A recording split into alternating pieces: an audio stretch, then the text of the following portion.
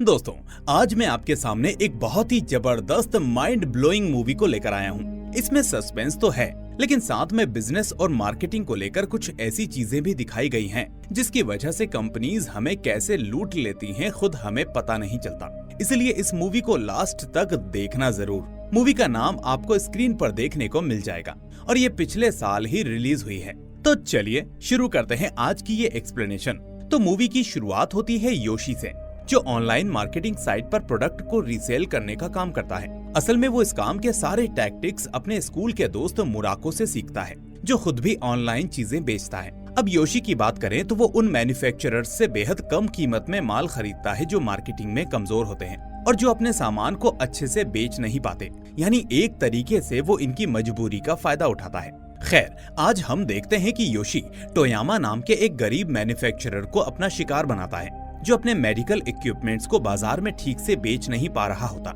इसलिए अब योशी उससे वो मेडिकल इक्विपमेंट्स महज 90,000 येन में खरीद लेता है, जबकि उसकी असली कीमत 4 लाख येन होती है। हालांकि इस बीच टोयामा योशी के सामने अपना दुखड़ा रोता है कि इतने पैसे में तो ये प्रोडक्ट बनता भी नहीं, मगर बेदर्द योशी को उसकी परेशानी से कोई मतलब नहीं। ऊपर से वो उससे कहता है कि मैं कौन सी जबरदस्ती कर रहा हूँ, नहीं बेचना है तो अपनी फैक्ट्री में सड़ा देना, और वैसे भी ये सामान खरीदकर मैं तुम पर एहसान कर रहा हूँ, वरना तुम दिवालिया हो जाओगे। तो इस तरह आखिर में मजबूरी के चलते टोयामा उसे वो प्रोडक्ट बेच देता है। फिर जब योशी उस सामान को लेकर जाने लगता है तो टोयामा की वाइफ योशी से कहती है कि ये तुम गलत कर रहे हो, हमारी मजबूरी का फायदा उठा रहे हो। मगर योशी उसे अनसुना कर देता है और वहाँ से निकल जाता है। इसके बाद हम देखते हैं कि वो उन प्रोडक्ट्स की फोटो खींचकर उन्हें ऑनलाइन साइट पर 2 लाख येन की कीमत पर बेचने के लिए लिस्ट कर देता है। अब उस सामान की बाजार में कीमत ज्यादा थी, इसलिए इतनी कम कीमत देखकर 3 घंटे के अंदर ही उसका सारा स्टॉक बिक जाता है और इस तरह अब योशी एक ही दिन में 40 लाख येन का मुनाफा कमा लेता है। असल में उसको अच्छे से पता था कि इस देश में गरीबी और बेबस मैन्युफैक्चरर्स की कमी नहीं है, इसलिए वो उनसे कम दाम पर सामान खरीद लेता है और फिर ऑर्डर आने के बाद प्रोडक्ट को पैक करके कुरियर के जरिए सभी बायर्स तक भेज देता है। हालांकि यहाँ हमें ये भी पता चलता है कि ऑनलाइन सेलिंग योशी का पार्ट टाइम बिजनेस है, जबकि असल में वो एक गारमेंट कंपनी में काम करता है। कंपनी में किसी को भी पता नहीं कि योशी चोरी छुपे ऑनलाइन सेलिंग का बिजनेस भी चलाता है। ऊपर से कंपनी का ओनर टाका भी योशी के काम से खुश होता है और जल्दी ही उसे मैनेजर बनाने की सोच रहा होता है, क्योंकि वो जानता था कि योशी अपने काम में माहिर है और मेहनती भी है। लेकिन वहीं दूसरी तरफ योशी जानता था कि अगर वो मैनेजर बन गया तो उसके ऑनलाइन बिजनेस के लिए वक्त नहीं बचेगा, जबकि वहाँ से वो अपनी सैलरी से 50 गुना ज्यादा पैसे ऑलरेडी कमाता है और बाद में इससे भी ज्यादा कमा सकता है। इसलिए अब वो अपने बॉस टाका को मना करते हुए कहता है कि मैं वर्कर की नौकरी में ही खुश हूँ, मुझे मैनेजर बनने का कोई शौक नहीं और मैं इतना एक्सपीरियंस्ड भी नहीं हूँ कि मैनेजर की पोस्ट को अच्छे से संभाल सकूं। लेकिन टाका उसे लालच देता है कि अगर तुम मैनेजर बन जाओगे तो फैक्ट्री में तुम्हारा रुतबा और रिस्पेक्ट दोनों ही बढ़ जाएंगी, साथ ही तुम्हारे पैसे भी बढ़ जाएंगे। क्या तुम बाकी लोगों से आगे बढ़ना नहीं चाहते? तो इस पर योशी कहता है कि नहीं, मुझे ये सब नहीं चाहिए, मुझे सिर्फ इतने पैसे ही चाहिए, क्योंकि मेरा काम इतने पैसों से चल जाता है। तभी उसे लगता है कि कहीं उसके बॉस को शक न हो जाए, इसलिए वो कहता है कि पैसे की जरूरत तो हर किसी को है, लेकिन मैं इतनी देर से ज्यादा काम नहीं कर सकता, इसलिए मैं इतने पैसे में ही खुश हूँ। इस तरह से वो अपने बॉस टाका का प्रमोशन का ऑफर ठुकरा देता है। अब आज जब वो फैक्ट्री से निकलता है तो फौरन जाकर एटीएम पर अपना बैंक बैलेंस चेक करता है, जहां उसके खाते में पूरे 6 मिलियन का बैंक बैलेंस होता है, जिसे देखकर वो बहुत खुश होता है। लेकिन वो बहुत ही डिसिप्लिन्ड लड़का था, इसलिए वो इस बात को किसी से जाहिर नहीं करता। अब इसी बीच हम देखते हैं कि योशी की एक गर्लफ्रेंड भी है, जिसका नाम कीको है। अब कीको की बात करें तो वो अपने माता पिता से झगड़ा करके घर से भागी है और अब वो योशी के घर में ही रहती है। अब हम देखते हैं कि घर में आने के बाद योशी हर रोज ई-कॉमर्स साइट्स को छान मारता है, ताकि पता चल सके कि ऑनलाइन मार्केट में किस प्रोडक्ट की डिमांड है और आगे जाकर किस प्रोडक्ट की शॉर्टेज हो सकती है। और उसका रिसर्च इतना अच्छा होता है कि उसका अंदाजा हमेशा सटीक साबित होता है और वो सही प्रोडक्ट्स को ही चूज करता है। इसके लिए वो उन प्रोडक्ट्स की सारी क्वांटिटी कम प्राइस में मैन्युफैक्चरर या डिस्ट्रीब्यूटर से खरीद लेता है और फिर मार्केट में एकदम से शॉर्टेज पैदा कर देता है। फिर जब कुछ दिन गुजर जाते हैं तो वो उसी प्रोडक्ट को ज्यादा कीमत पर बेचने के लिए ऑनलाइन वेबसाइट पर लिस्ट कर देता है। ये ठीक ऐसा ही है जैसा हम असल जिंदगी में अक्सर ऑनलाइन शॉपिंग साइट्स पर ओनली 2 लेफ्ट इन स्टॉक लिखा हुआ देखते हैं। अब उसका मतलब ये नहीं होता कि सच में उस प्रोडक्ट की शॉर्टेज है, बल्कि सेलर जानबूझकर ऐसा करता है ताकि खरीदने वाला ये सोचने लगे कि अगर ये आखिरी आइटम बिक गया तो वो उसको नहीं खरीद पाएगा, और इस तरह से आखिर में वो बायर डर के मारे अपना ऑर्डर प्लेस कर देता है, जबकि ये सब सिर्फ उसकी चालाक मार्केटिंग की स्ट्रेटेजी है। फिर हम देखते हैं कि कोकी चाहती थी कि योशी अब बड़ी जगह ले ले ताकि वो हमेशा के लिए उसके साथ शिफ्ट हो सके, मगर इस बात को लेकर योशी को डर होता है कि कहीं कोकी के आने से उसके बिजनेस पर असर ना पड़े, इसलिए वो अभी इस फैसले को लेकर काफी कंफ्यूज होता है। इस तरह वो कोकी को कोई साफ जवाब नहीं देता, जिससे वो काफी नाराज हो जाती है। फिर अगले दिन योशी अपने दोस्त मुराको से मिलता है, जो उसके अपने स्कूल के बचपन का दोस्त होता है, और असल में उसी से योशी ने ऑनलाइन सेलिंग का काम सीखा था। अब मुराको से योशी को पता चलता है कि एक सेलर ने हाल ही में किसी प्रोडक्ट की फर्स्ट कॉपी बेचकर करोड़ों रुपए कमाए हैं, मगर इसी बीच उसने एक गलती कर दी, और वो ये कि उसने अपने असली नाम और एड्रेस से बिजनेस किया, जिसका नतीजा ये हुआ कि बायर्स उसके घर तक पहुंच गए और आखिर में वो पकड़ा गया और पुलिस ने उसे फ्रॉड के केस में सालों के लिए जेल में डाल दिया। मुराको कहता है कि अगर वो अपना नाम असली नहीं रखता और अपनी आइडेंटिटी को फेक रखता तो उसे कोई नहीं पकड़ पाता। अब अगली शाम योशी फैक्ट्री से घर लौट रहा होता है और तभी वो देखता है कि रास्ते में तार लगाकर कोई उसका एक्सीडेंट करवाने की कोशिश करता है, लेकिन योशी को ये समझ में नहीं आता कि आखिर कोई उसे मारने की कोशिश क्यों करेगा। इसलिए अब वो बाहर निकलने का रिस्क खत्म करने के बारे में सोचते हुए अपनी जॉब से रिजाइन करने का मन बना लेता है, ताकि वो अपना पूरा ध्यान ऑनलाइन वाले काम पर लगा सके। इसलिए अगले दिन वो फैक्ट्री के ओनर टाका के पास जाकर अपनी जॉब से रिजाइन कर देता है। अब ये सुनकर टाका शॉक्ड हो जाता है और पूछता है, अच्छी खासी नौकरी छोड़कर तुम करोगे क्या? तो योशी उसे कुछ नहीं बताता कि वो अपने ऑनलाइन सेलिंग बिजनेस पर फोकस करना चाहता है। अब पहले तो टाका उसे समझाने की कोशिश करता है कि कमाओगे नहीं तो खाओगे पियोगे कैसे? अगर कोई और काम कर रहे हो तो मुझे बताओ, मैं तुम्हारा साथ दूंगा, या फिर कोई तुम्हें मुझसे ज्यादा पैसे दे रहा है तो बताओ, मैं भी तुम्हें उतने पैसे दे देता हूँ। लेकिन योशी फिर भी उसकी नहीं मानता और कहता है कि नहीं, कुछ वक्त के लिए मैं बाहर जा रहा हूँ, इसलिए काम करना नहीं चाहता। पर टाका उसे जाते जाते बद्दुआ देने लगता है कि तुम अपने पैर पर कुल्हाड़ी मार रहे हो, क्योंकि इतने सालों से कर रहे काम को इस तरह छोड़ोगे तो आगे जो कुछ करोगे उसमें कामयाब नहीं होगे, और आखिर इस तरह कड़वाहट के साथ उनके रिश्ते खत्म हो जाते हैं। अब आज घर आने के बाद योशी कीको को बताता है कि मैंने जॉब छोड़ दी है और अब काम नहीं करने वाला। इससे अब कीको गुस्सा हो जाती है और कहती है कि यही तो उम्र है मेहनत करके पैसे कमाने की, और तुम हो कि नौकरी छोड़कर घर बैठ गए हो। अगर ऐसा ही होगा तो हम कैसे आगे बढ़ेंगे और हमारी शादी कैसे होगी? असल में कीको चाहती थी कि योशी सुबह जॉब करे और फिर बाद में पार्ट टाइम ऑनलाइन बिजनेस देखे। वो ऐसा इसीलिए कहती है क्योंकि उसे योशी की असली कमाई के बारे में अभी तक पता नहीं था। अब जब कीको काफी देर तक शांत नहीं होती तो योशी कहता है कि मैं शहर से दूर घर लेकर वहाँ से बिजनेस ऑपरेट करूंगा, तुम भी मेरे साथ आ जाओ। कीको ये सुनकर हैरान हो जाती है कि आखिर तुम्हारे पास इतने पैसे कहाँ से आए कि यहाँ से बाहर घर ले सको और अपना काम भी कर सको। तो योशी कहता है कि उसकी फिक्र मत करो, वो सब मैं देख लूंगा। खैर, अब अगले दिन योशी का दोस्त मुराको उससे कहता है कि वो खुद की ऑनलाइन शॉपिंग साइट खोलना चाहता है, जहां चीजों की नीलामी का ऑप्शन होगा, जिससे नए बायर्स बहुत ज्यादा अट्रैक्ट होंगे। इसलिए अब वो योशी को पार्टनर बनने का ऑफर देता है, वो भी 1 मिलियन येन इन्वेस्ट करके। लेकिन योशी उसकी बात को हंसी में उड़ा देता है, क्योंकि उसने मुराको से छुपा रखा था कि वो भी चोरी छुपे ऑनलाइन मार्केट में चीजें बेचता है। हालांकि वो भी खुद का बिजनेस शुरू करना चाहता है, लेकिन इसकी शुरुआत वो अकेले करना चाहता है, न कि मुराको के साथ मिलकर। इसलिए अब वो उससे झूठ बोलता है कि मुझे तुम्हारे काम में इंटरेस्ट नहीं है, जब होगा तब बता दूंगा, और ऊपर से अभी मेरे पास पैसे भी नहीं है। अब ये सुनकर मुराको निराश हो जाता है, क्योंकि बिना कैपिटल के वो भी बिजनेस स्टार्ट नहीं कर सकता था, और साथ ही उसके पास कोई दूसरा ऑप्शन भी नहीं था। इसके बाद जब योशी घर जाने के लिए निकलता है तो मुराको उसे बस स्टॉप तक छोड़ने आता है, और ठीक तभी वहाँ कीको आ जाती है, जिसे देखकर मुराको सरप्राइज और जेलस हो जाता है, क्योंकि योशी की एक गर्लफ्रेंड भी है। उसे इस बात पर यकीन ही नहीं होता। खैर, अब योशी कीको की पहचान मुराको से कराता है, लेकिन कीको मुराको से मिलकर खुश नहीं होती, क्योंकि उसे उसका पहनावा और बोलना चालना किसी सही इंसान जैसा नहीं लगता। तभी अचानक योशी मुराको से कहता है कि मैं कीको से बहुत ही जल्दी शादी करने वाला हूँ। तो ये सुनकर मुराको को लगता है कि कीको की वजह से योशी उससे दूरी बना रहा है, और शायद इसीलिए उसने उसके साथ पार्टनरशिप के लिए मना कर दिया है। इसके बाद बस में बैठते ही कीको योशी से कहती है कि मुझे तुम्हारा वो दोस्त अच्छा नहीं लगा, उससे दूर रहो। कैसे तो उसने कपड़े पहन रखे थे और वो कैसे बोल रहा था, मुझे बिल्कुल भी पसंद नहीं आया। फिर वो आगे कहती है कि मैं भी तुम्हारे साथ नए घर में शिफ्ट हो जाऊंगी, कितना मजा आएगा। फिर हम देखते हैं कि रात को योशी अपनी पैकिंग का काम कर रहा होता है और तभी अचानक उसके घर की लाइट चली जाती है।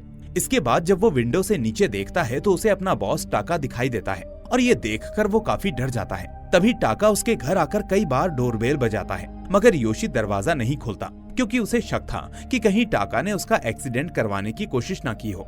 खैर, अब अगले दिन योशी अपना पूरा सामान लेकर शहर से दूर एक झील के किनारे नए बंगले में शिफ्ट हो जाता है। यहाँ का रियल एस्टेट एजेंट उससे कहता है कि भाई तुम बहुत लकी हो कि तुम्हें इतने कम रेंट पर इतना खूबसूरत बंगला मिल गया, वरना लोग ऐसी जगहों के लिए ख्वाब ही देखते हैं। अब कीको भी उसके साथ आई होती है जो इस नए घर से काफी खुश होती है। इसके बाद हम देखते हैं कि ऑर्डर किए हुए कुछ नए प्रोडक्ट्स भी वहाँ पर आ जाते हैं जिन्हें योशी मैनेज करने लगता है। लेकिन अब उसे लगने लगता है कि वो इस काम को अकेले मैनेज नहीं कर पाएगा, क्योंकि अगर वो ऐसे ही पैकिंग और हैंडलिंग में इतना टाइम गुजार देगा तो सही प्रोडक्ट्स पर रिसर्च करने का टाइम नहीं निकाल पाएगा। इसलिए अब दूसरे दिन योशी एक नए असिस्टेंट को अपॉइंट कर लेता है जिसका नाम था सैनो और वो उसी इलाके में रहता है। जल्द ही योशी समझ जाता है कि उसे ऐसे ही असिस्टेंट की जरूरत थी जो उसका मजदूरी का काम करे और उसके बिजनेस में दखल अंदाजी भी ना करे। पर उसे ये भी ताज्जुब होता है कि आखिर सैनो इतनी कम सैलरी पर उसके साथ काम करने के लिए कैसे तैयार हो गया।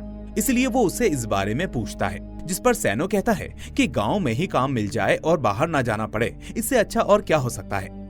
अब योशी रेटल नाम से एक नया अकाउंट बनाकर रीसेलिंग शुरू कर देता है। तभी सैनो उसके अकाउंट का नाम देख लेता है, इसलिए वो उससे पूछता है कि आखिर ये रेटल का मतलब क्या है। तो योशी कहता है कि ये मेरा यूजर नेम है, मैं असली नाम से बिजनेस नहीं करना चाहता। तभी योशी सैनो को ये वार्निंग भी देता है कि मेरे काम में ज्यादा ताक झांक मत करो, अपने काम से काम रखो और जिस काम के लिए मैंने तुम्हें यहाँ पर रखा है सिर्फ उस चीज पर फोकस करो। फिर अगले दिन योशी सैनो को एक हैंडबैग दिखाते हुए पूछता है कि इसके बारे में तुम्हारा क्या ख्याल है, ये बैग कैसा है। तो सैनो कहता है ये तो डिजाइनर बैग लगता है, काफी महंगा होगा, है ना। तो योशी हंसते हुए कहता है कि महंगा लगता जरूर है मगर महंगा है नहीं, ये असल में एक फर्स्ट कॉपी है। वो बताता है कि ओरिजिनल की कीमत करीब 2 लाख येन है, जबकि मैंने इसे 10,000 येन में खरीदा है और अब मैं इसे 1 लाख येन में बेचूंगा। जिस पर सैनो पूछता है आखिर इतनी महंगी क्यों, तुम इसे दुगने में बेचकर भी तो दुगना प्रॉफिट कमा सकते हो। तो योशी जवाब देता है कि अगर मैं इसे 20,000 में बेचूंगा तो लोग समझ जाएंगे कि ये कॉपी प्रोडक्ट है, लेकिन 1 लाख येन में उनको लगेगा कि ये ओरिजिनल प्रोडक्ट है जो डिस्काउंटेड ऑफर में मिल रहा है। अब सैनो पूछता है तो इसका मतलब कि तुम उनको ओरिजिनल के नाम पर बेवकूफ बनाओगे। तो योशी कहता है कि मैं डिस्क्रिप्शन में ओरिजिनल लिखूंगा ही नहीं और सब कुछ उनकी सोच पर छोड़ दूंगा, उन्हें जो समझना है वो वही समझकर इसे खरीदेंगे। इस तरह बिजनेस में मेंटल गेम से ही प्रॉफिट होता है। अब योशी की बातों से सैनो को साफ हो जाता है कि योशी के इरादे नेक नहीं हैं। खैर, अब योशी उन नकली बैग्स को ऑनलाइन शॉपिंग साइट पर बेचने के लिए लिस्ट कर देता है और फिर जब वो रात को पानी पीने के लिए उठता है तो उसे लगता है कि कोई उसके घर के बाहर है जो उस पर नजर बनाए हुए है।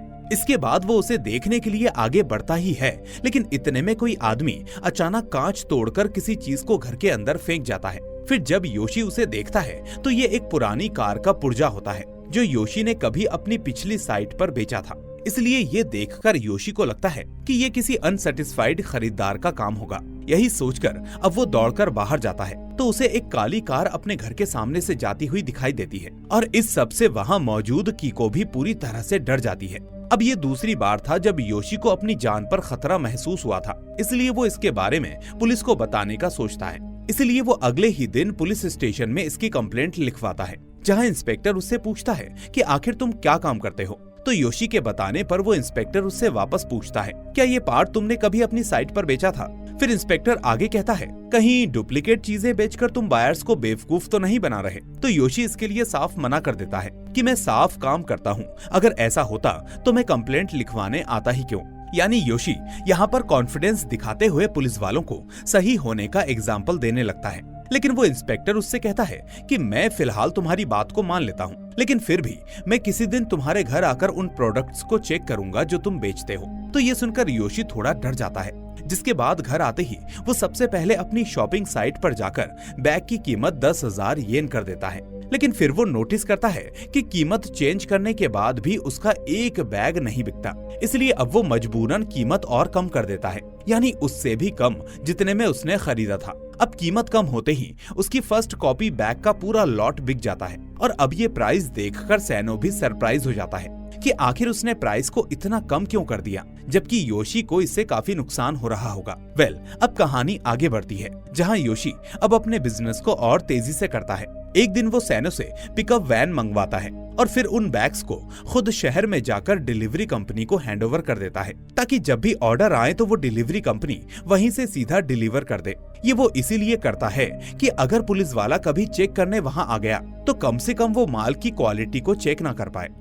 अब वहाँ से वापस लौटते वक्त उसकी मुलाकात मुराको से हो जाती है, जो कि डिप्रेस्ड मूड में उसके सामने आता है। अब मुराको योशी को देखकर उससे कहता है कि भाई, तुमने तो मुझसे अपना कांटेक्ट ही तोड़ लिया, कम से कम मुझे अपना नया एड्रेस और फोन नंबर तो दे दो, ताकि कभी कभार ही सही लेकिन मुलाकात तो हो जाया करे। लेकिन योशी उससे कह देता है कि अभी मेरे खुद के रहने का ठिकाना फाइनल नहीं है और जहाँ मैं रहता हूँ वहाँ अक्सर नेटवर्क नहीं आते, इसलिए जब सब कुछ नॉर्मल हो जाएगा तब मैं खुद तुम्हें कॉल कर लूंगा। तो ये सुनकर मुराको उससे कहता है कि मुझे पता है तुमने ऑनलाइन रिसेलिंग शुरू की है, आखिर तुम मुझसे ये सब छुपा क्यों रहे हो। फिर इसी बात पर योशी उसे अपने पास काम करने का ऑफर देते हुए कहता है कि तुम मेरे यहाँ नौकरी पर आ जाओ। अब ये सुनकर मुराको गुस्से से भर जाता है और उल्टा उस पर चीखने लगता है कि मुझसे ही काम सीखकर अब तुम मुझे ही नौकरी पर रखने की बात कर रहे हो, जबकि मैंने तुमसे कहा था कि हम दोनों साथ में काम करेंगे, लेकिन तब तुम नहीं माने। अब इस बात पर योशी कुछ नहीं कहता और वहाँ से निकल जाता है।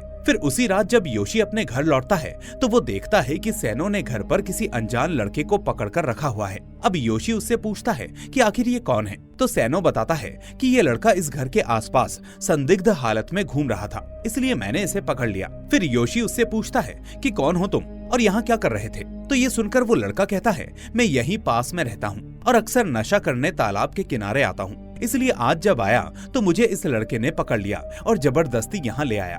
तो इस तरह अब आखिर में योशी और सैनो उस लड़के को वार्निंग देकर छोड़ देते हैं। फिर उसी रात योशी सिलाई मशीन को आधे दाम में खरीदकर शॉपिंग साइट पर बेचने के लिए डाल देता है। हमें पता चलता है कि ये मशीन उसने एक मैन्युफैक्चरर से खरीदी थी, जो अपनी मशीनों को उतनी बड़ी क्वांटिटी में बेच नहीं पा रहा था और उसे कोई बड़ा खरीदार चाहिए था, और इसी बात का फायदा एक बार फिर से योशी ने उठाया था, जिसके बाद वो इन सिलाई मशीनों को खरीद कर ले आया था। खैर, अब इसी बीच हम देखते हैं कि कीको घर के काम को करते करते तंग आ जाती है, क्योंकि उसे लगा था कि शहर के बाहर इस तरह रहना काफी अच्छा फीलिंग देगा। लेकिन योशी के काम में लगे रहने की वजह से उसको धीरे धीरे बोरियत फील होने लगती है। इसके बाद हम देखते हैं कि दूसरे दिन नए प्रोडक्ट की खोज में योशी टोक्यो पहुंचता है और फिर वहां वो एटीएम से पैसे निकालता है। लेकिन पिछली बार हैंडबैग के नुकसान के कारण उसका बैंक बैलेंस काफी कम हो गया था, जिसे देखकर वो थोड़ा पैनिक में आ जाता है। खैर, अब उसका दिमाग चलने लगता है और वो नए प्रोडक्ट्स की तलाश में निकल पड़ता है। तभी उसे याद आता है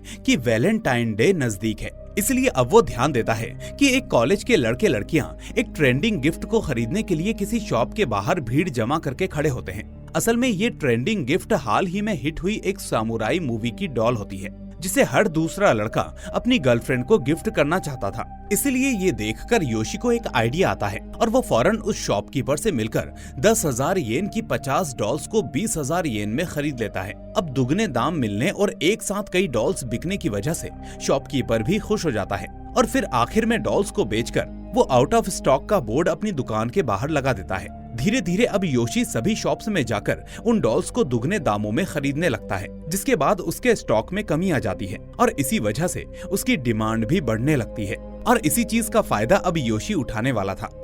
दूसरी तरफ कीको अब नाराज होकर उस बंगले को छोड़ने का फैसला करती है और जाते जाते वो सैनो से कहती है कि योशी को बता देना कि मैं कोई शोकेस प्रोडक्ट नहीं हूँ जो इस बंगले में अकेले रह सकती है। इसके बाद सैनो जब कूड़ा डालने बाहर जाता है तो उसे घर के बाहर एक ब्लैक कार चक्कर काटते हुए दिखाई देती है। फिर जब वो कार के करीब जाता है तो वो वहाँ से चली जाती है। इसके बाद अपना टाइम पास करने के लिए सैनो अब उसी ऑनलाइन साइट पर योशी के प्रोडक्ट के रिव्यू पढ़ने लगता है, जिस पर योशी अपने आइटम्स बेचा करता था। अब रिव्यू में वो नोटिस करता है कि काफी सारे बायर्स ने फेक और खराब चीजें बेचने के लिए योशी को बहुत कुछ भला बुरा बोला है। यहाँ तक कि कुछ लोग उसे स्कैमर भी मानते हैं, जबकि योशी ने अपनी वेबसाइट पर ओरिजिनल जैसा कोई शब्द कहीं पर भी नहीं लिखा था। साथ ही उसे ये भी पता चलता है कि सभी लोग अब योशी का लोकेशन जानना चाहते हैं ताकि उस पर कार्यवाही की जा सके।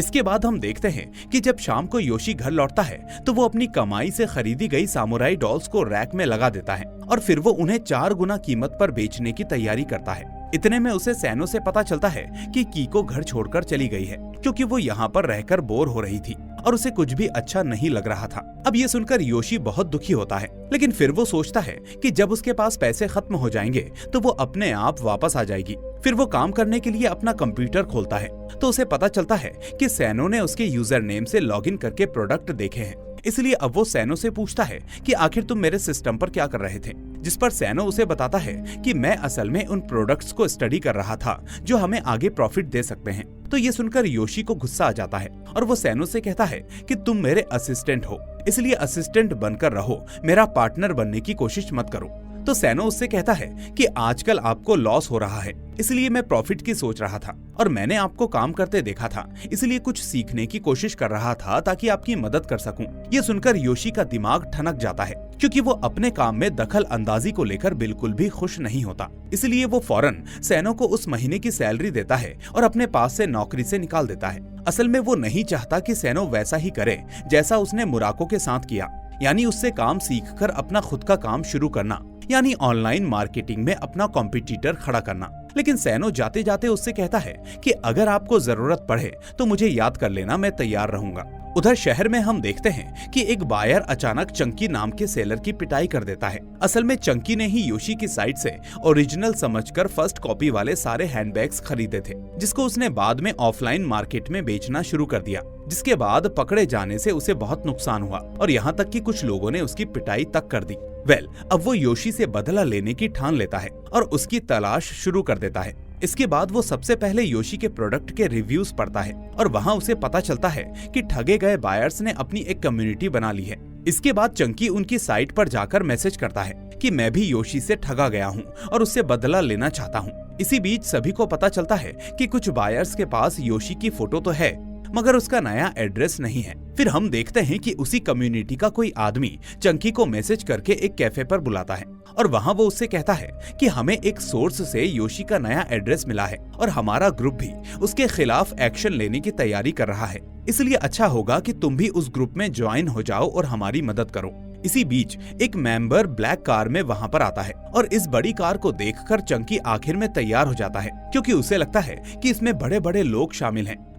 उधर योशी सामुराई डॉल्स की फोटो लेकर उन्हें 2 लाख येन में शॉपिंग साइट पर बेचने के लिए डाल देता है और देखते ही देखते लोग उन डॉल्स को खरीदने लगते हैं और ये देखकर योशी की खुशी का ठिकाना नहीं रहता। लेकिन तभी अचानक उसके घर के बाहर कोई आता है और फिर डर के मारे योशी पुलिस को कॉल करने जाता है, लेकिन इतने में टाका भी वहाँ पर पहुँच जाता है। इसके बाद टाका योशी पर राइफल तान देता है और फिर योशी हैरान होकर उससे पूछता है आखिर तुम्हें यहाँ का पता किसने दिया। तो टाका जवाब देता है तुमसे दुखी एक इंसान ने जो तुमसे तंग आ गया था। फिर वो आगे कहता है कि बेवकूफ, मैं भी रिसेलिंग करता था और अच्छा खासा मुनाफा कमा रहा था और जिस दिन तुमने नौकरी छोड़ने की सोची उसी दिन मुझे अंदाजा हो गया था कि तुम ऑनलाइन काम करते हो और फिर जब तुमने अपना काम शुरू किया तो तुम्हारे सस्ते दामों ने मेरा ऑनलाइन शॉप बंद करवा दिया, इसलिए आज तुम्हें मेरे नुकसान की भरपाई अपनी जान से करनी होगी। अब ये सुनकर योशी समझ जाता है कि टाका उसे वहाँ पर मारने के लिए आया है, इसलिए अब वो वहाँ से भागने की कोशिश करता है, लेकिन इतने में चंकी उसका रास्ता रोक लेता है। अब चंकी उससे कहता है कि तुमने कई लोगों को बर्बाद किया है, लेकिन अब तुम्हारे बर्बाद होने का समय आ गया है। तभी हम देखते हैं कि अंदर रखी कॉफी मशीन फट जाती है जिसमें कुछ देर पहले योशी कॉफी बना रहा था। अब यही मौका देखकर योशी घर से बाहर भाग जाता है और दूर निकल जाता है।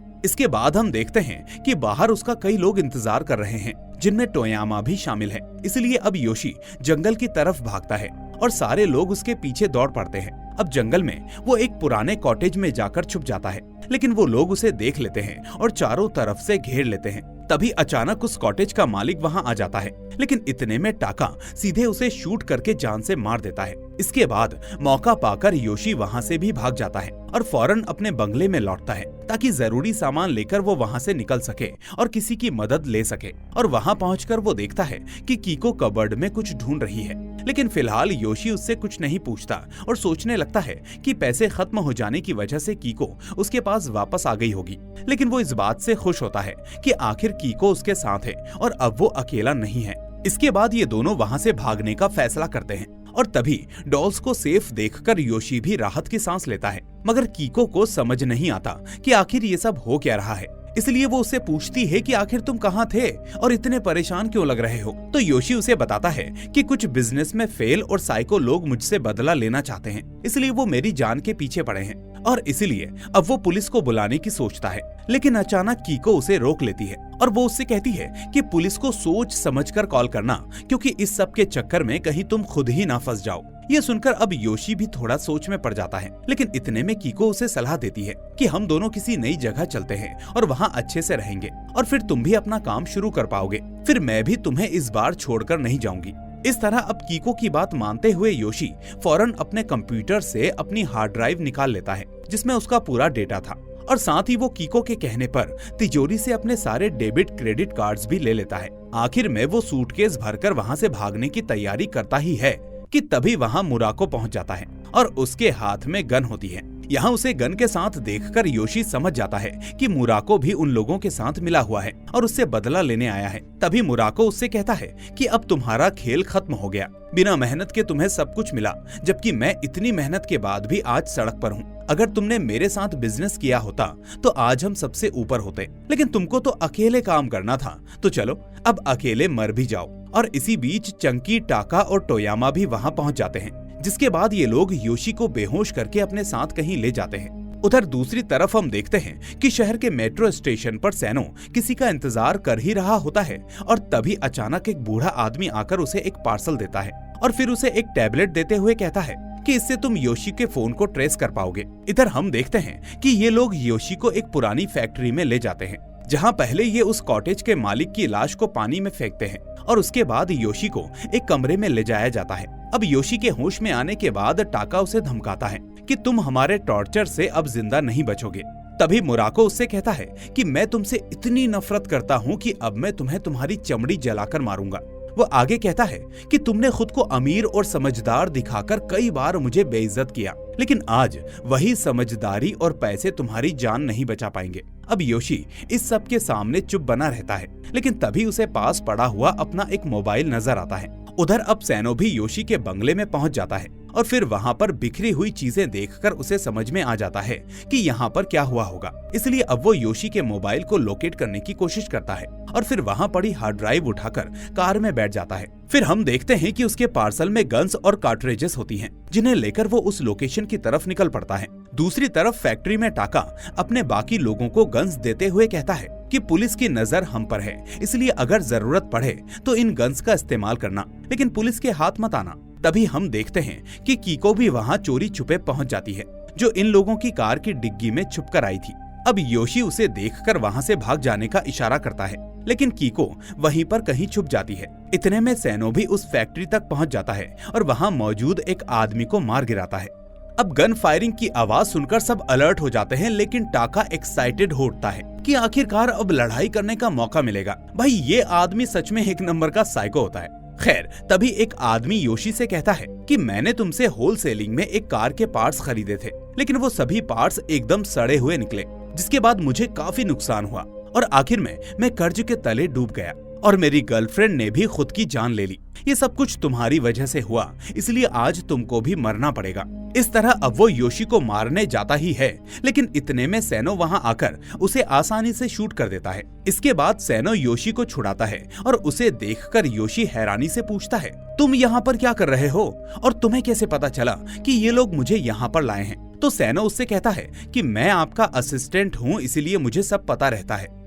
इसके बाद वो उसे एक गन दे देता है और फिर यहाँ हमें पता चलता है कि टाका असल में ऑनलाइन नकली चीजें बेचने का रैकेट चलाता था और पुलिस को उस पर काफी समय से शक है। साथ ही उसने अपनी वाइफ का भी मर्डर किया है, जिसके चलते सीबीआई भी उसके पीछे पड़ी है। फिर हम देखते हैं कि टोयामा और चंकी योशी को मारने आगे बढ़ते हैं, जहाँ टोयामा उससे कहता है कि उस रात मैंने ही रास्ते में तार लगाकर तुझे मारने की कोशिश की थी, लेकिन तेरी किस्मत अच्छी थी जो तू बच गया। और उसके बड़बोलेपन के चक्कर में उल्टा योशी टोयामा को शूट कर देता है, जिसके बाद घबराया हुआ चंकी फैक्ट्री से भागने की कोशिश करता है, मगर गुस्से में अब टाका उसे शूट कर देता है।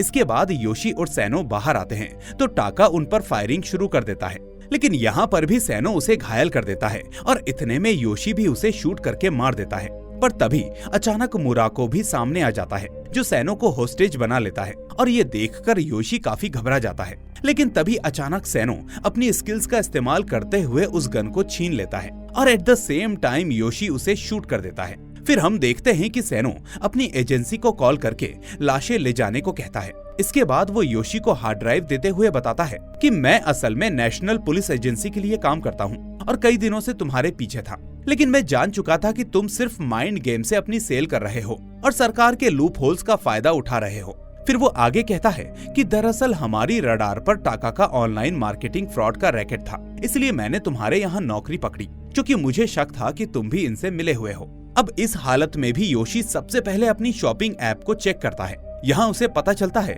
कि सारी डॉल्स बिक चुकी हैं और उसके बदले उसने कुल 10 मिलियन येन कमा लिए हैं। तभी इतने में कीको भी वहाँ पर पहुँच जाती है, जो इतनी देर से सब कुछ छुप छुप कर देख रही थी। अब योशी उसे देखकर काफी खुश होता है, लेकिन हम कीको के पीछे छुपी हुई गन को देख पाते हैं। इसी बीच सैनो उसे वार्न करता है कि इस औरत पर भरोसा मत करो, क्योंकि ये वही है जिसने इन लोगों को तुम्हारे ठिकाने का पता बताया। असली माइंड गेम तो इसने खेला है। इतने में कीको योशी से उसके डेबिट क्रेडिट कार्ड्स मांगती है, जिसे सुनकर योशी शॉक्ड हो जाता है और समझ जाता है कि कीको असल में उसके पैसे के पीछे है।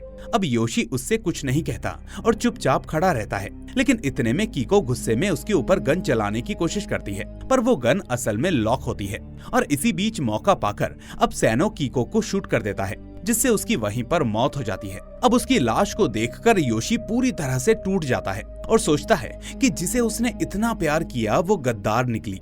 इसके बाद वापस लौटते वक्त सैनो योशी को हिदायत देता है, तुम अपना काम ईमानदारी से करो, तुम्हारे अंदर दिमाग है, इसलिए बड़े मुनाफे के चक्कर में ऐसे हालात मत पैदा करो कि एक दिन मुझे आकर तुम्हें भी मारना पड़े। और इस तरह से ये मूवी यहीं पर एंड हो जाती है। तो दोस्तों, आपको ये जबरदस्त मूवी कैसी लगी मुझे कमेंट करके जरूर बताइए। साथ ही इस वीडियो को लाइक करके अपने दोस्तों के साथ भी शेयर कर दीजिए। लेकिन अगर आप नए हैं तो सिर्फ 1 सेकंड लगेगा, चैनल को सब्सक्राइब करके और नोटिफिकेशन बेल को दबाकर ही जाना, ताकि अगली मूवी आपसे मिस ना हो। तो अब मैं मिलूंगा आपसे अगली ऐसी ही शानदार मूवी के साथ। Till then take care and thanks for watching.